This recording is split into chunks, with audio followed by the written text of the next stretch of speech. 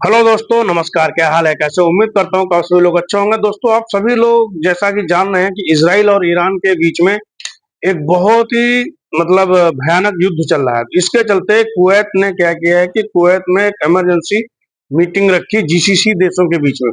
अब क्या है कि खाड़ी सहयोग परिषद यानी जीसीसी ने बढ़ते क्षेत्रीय संकट पर विचार करने के लिए तत्काल युद्ध विराम के आह्वान पर बल देने के लिए एक आपातकालीन इमरजेंसी बैठक बुलाई है।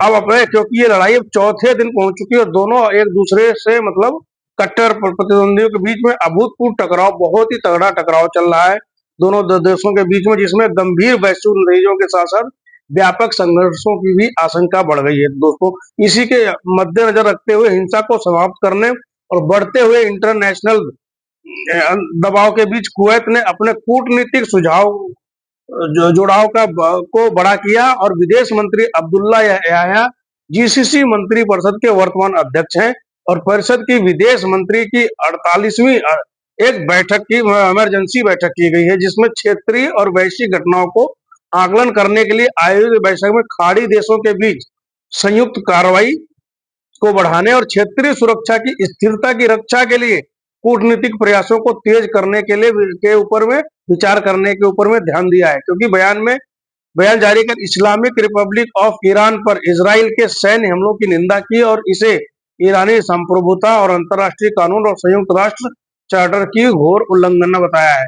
अब इसमें क्या है कि क्योंकि अगर मान लो कि ईरान के न्यूक्लियर पावर के ऊपर में कुछ वहां से अटैक, अब क्या है कि परमाणु सुविधाओं को निशाना बनाने के जोखिम पर विशेष चिंता व्यक्त की गई है, क्योंकि इसका जो है कि रेडिएशन से मानव सुरक्षा और पर्यावरण दोनों के लिए खतरा है। तो इसी चक्कर में ये जो है कि मीटिंग बुलाई गई थी कि जिससे कि एक दूसरे के देश से खाने पीने का सामान व्यापार मार्गों पर लगातार और जो है शिपें आ रही हैं, उनकी सुरक्षा की बातचीत की गई है कि समुद्री और सुरक्षा के प्रति अपने प्रतिष्ठा की पुष्टि करते हुए जीसीसी ने पूरे क्षेत्र में शिपिंग लेन और जो उद्योग जहाजों की सुरक्षा के महत्वपूर्ण आवश्यकताओं पर प्रकाश डाला है, ताकि जो खाने पीने की वस्तुओं की है एक दूसरे देश से आने जाने में कोई भी किसी तरह की कोई कमी ना हो। ये दोस्तों एक अहम बैठक थी।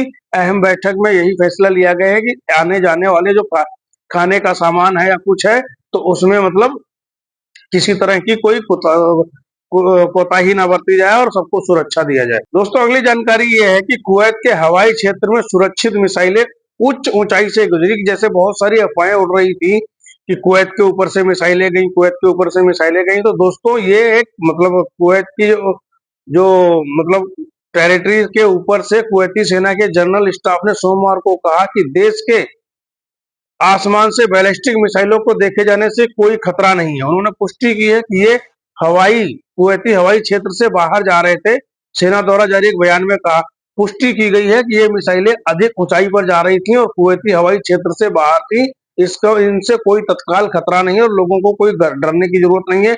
अगली जानकारी ये है कि दोस्तों, जैसा बताया गया है कि बोतल बंद पानी पिए सभी लोग, तो इसके लिए मार्केट में लोगों में अफरा तफरी मच गई है कि बोतल बंद पानी खरीदने के लिए सरकार ने आश्वासन दिया है कि ऐसी कोई बात नहीं है कि पानी की भरपूर कमी है, लोगों को पैनिक होने की जरूरत नहीं है, घबराने की जरूरत नहीं है। खाने पीने की वस्तुएं हर चीज भरपूर मात्रा में है। कुवैत में किसी को भी कोई घबराने की जरूरत नहीं है, डरने की जरूरत नहीं है।